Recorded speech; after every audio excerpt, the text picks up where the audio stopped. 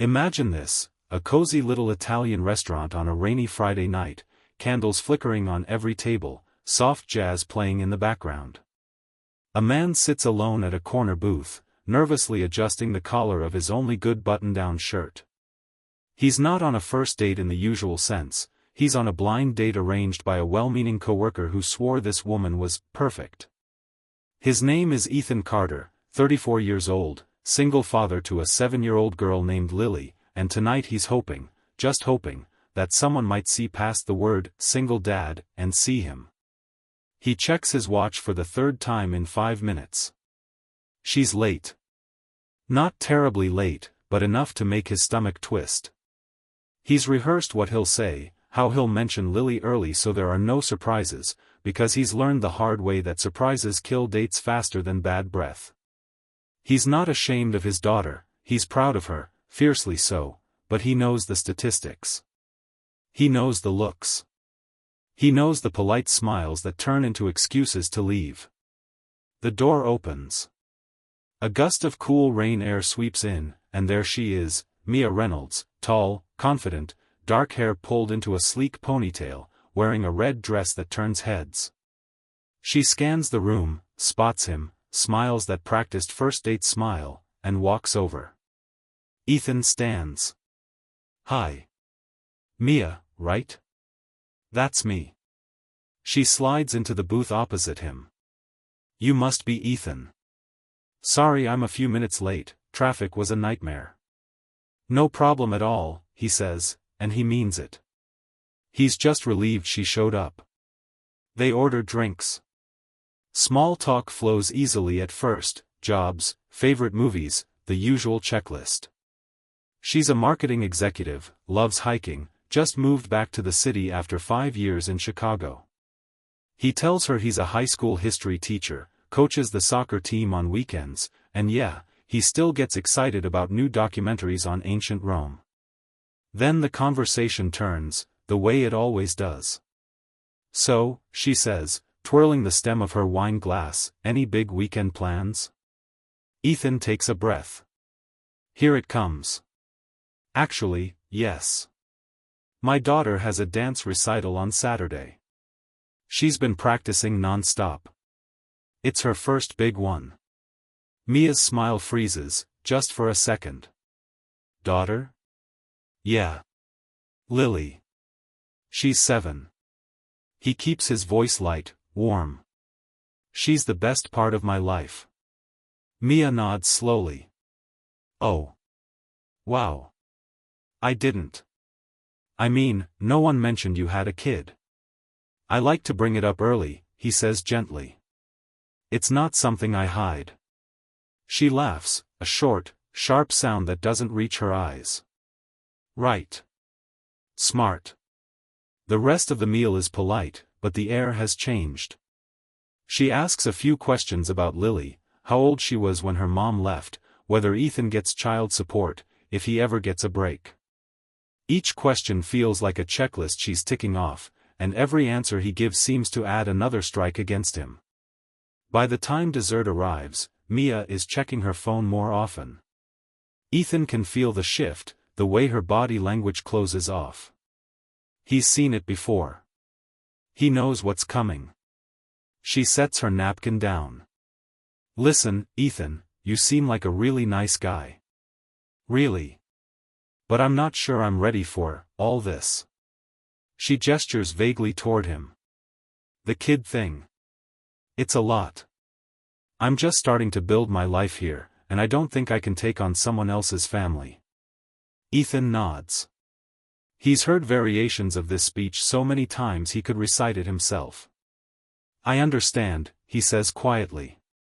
"Thanks for being honest." She stands, grabs her purse. "I hope you find someone who's, better suited." And then, as she turns to leave, she laughs again, that same short, incredulous laugh. "God, I can't believe my friend set me up with a single dad.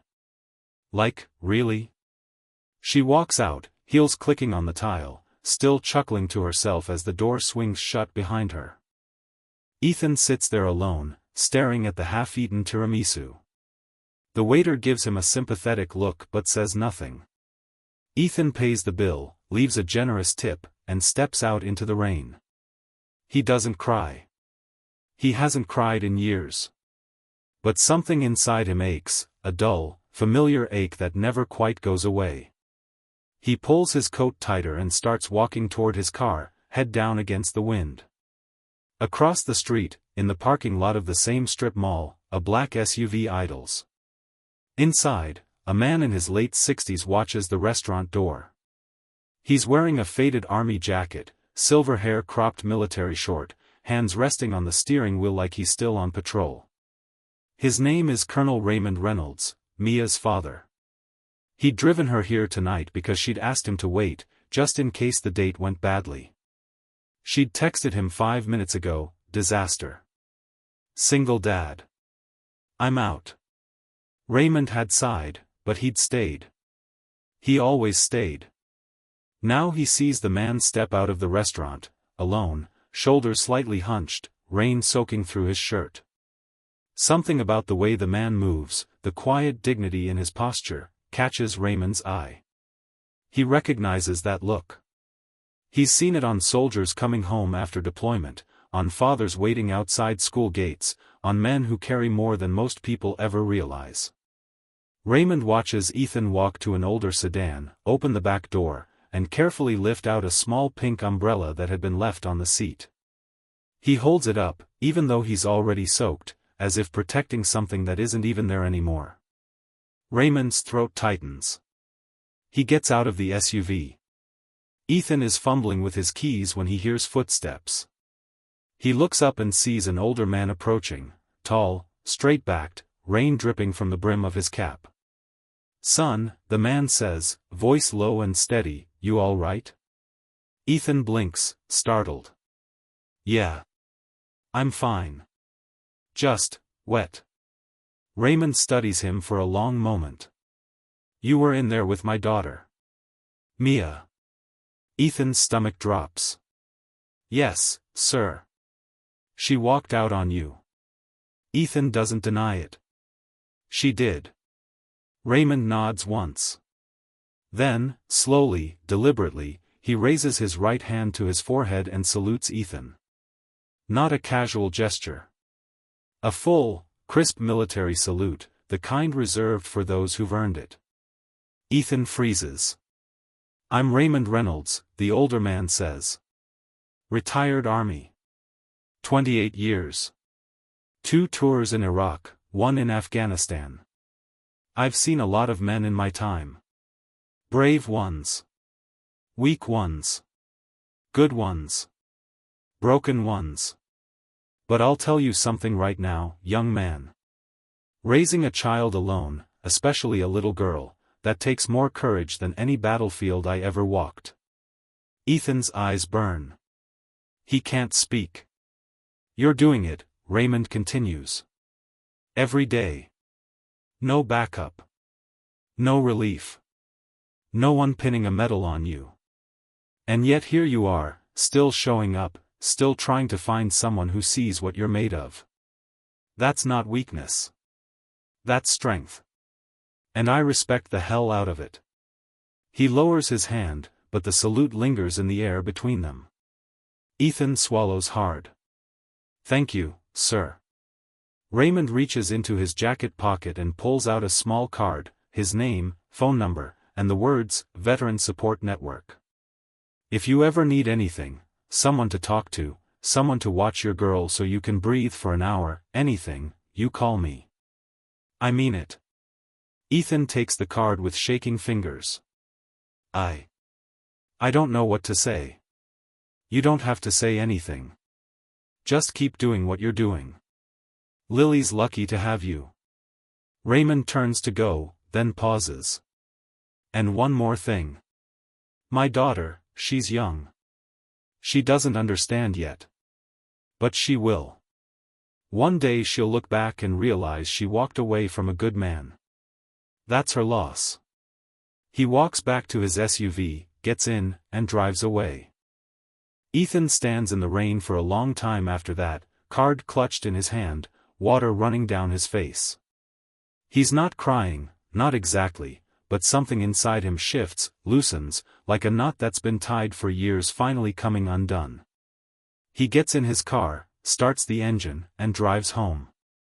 When he opens the front door, Lily is waiting in the living room, still in her pajamas, hair a wild halo around her head. She's been waiting up with the babysitter, who gives Ethan a quick wave and slips out. "Daddy!" Lily runs to him, hugging his legs. "You're all wet." "Yeah, baby. It's pouring outside." She looks up at him with those big brown eyes that are so much like her mother's. "Did your date go good?" Ethan kneels down so they're eye to eye. "Not really, sweetheart. But you know what? That's okay. Because I've got the best date in the world right here." Lily giggles. "Me? You?" He scoops her up, carries her to the couch, wraps them both in a blanket. They watch her favorite cartoon until she falls asleep against his chest, breathing soft and even. Ethan looks down at her and thinks about the man in the parking lot. About the salute. About the words that still echo in his head. He's not perfect. He loses his temper sometimes.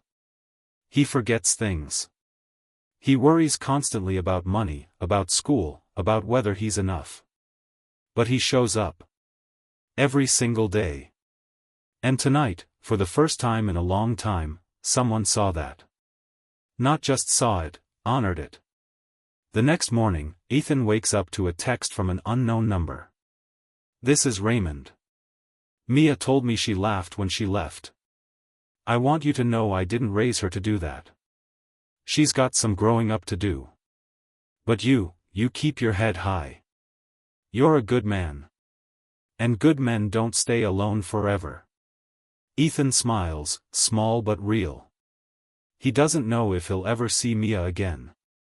He doesn't know if another date will ever feel safe. But he knows something now that he didn't know before. He's not invisible. He's not a burden. He's a father. And that matters. Weeks turn into months.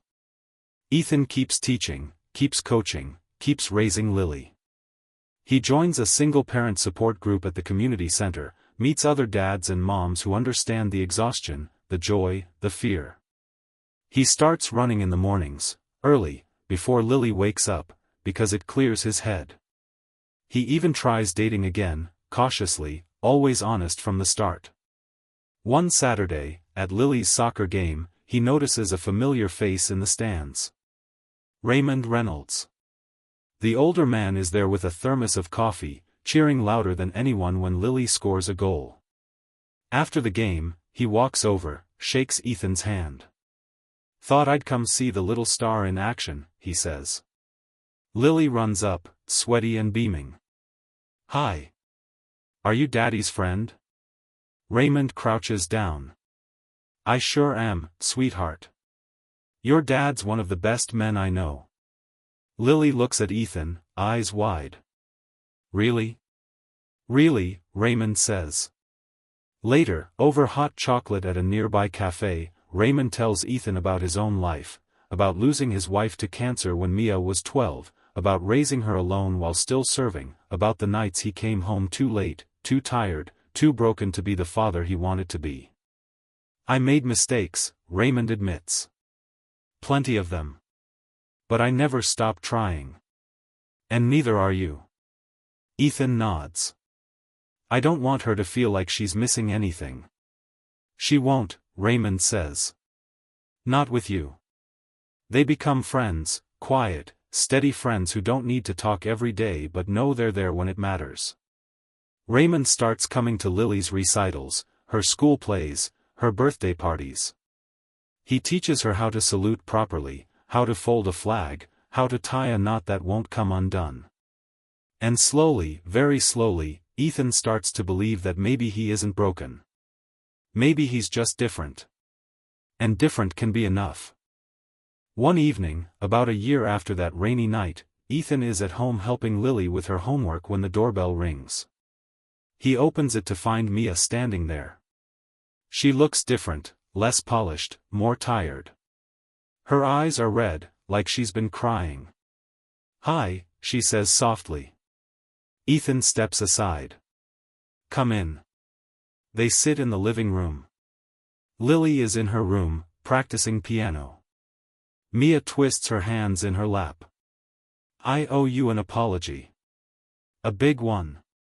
Ethan doesn't interrupt. "I was awful that night," she says. "I laughed. I walked out. I judged you before I even knew you. And I've spent the last year regretting it." She looks up at him. "Dad told me what he did. The salute. He told me I'd missed something important. And he was right." Ethan stays quiet, letting her speak. "I'm not asking for a second chance," she continues. "I know I don't deserve one. But I wanted you to know that I see you now. I see how hard you work. I see how much you love your daughter. And I'm sorry, for the way I acted, for the way I made you feel. You didn't deserve that." Ethan exhales. "Thank you. That means something." They talk for a while longer, about life, about mistakes, about growth. When she leaves, she pauses at the door. "If you ever want to grab coffee, as friends, I'd like that."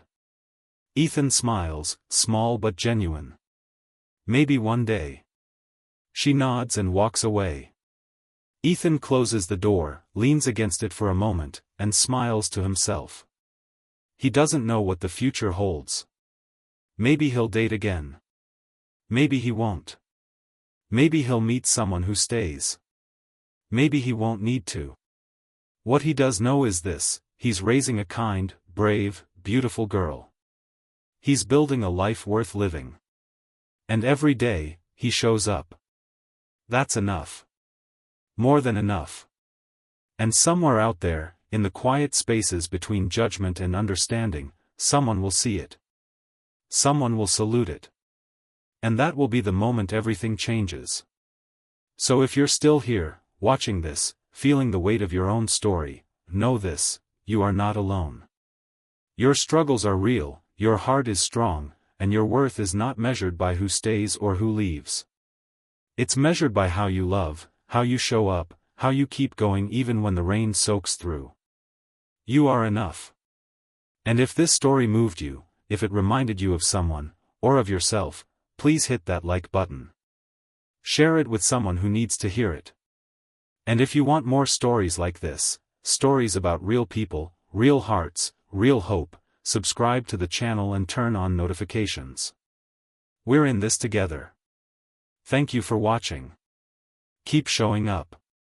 You're doing better than you think.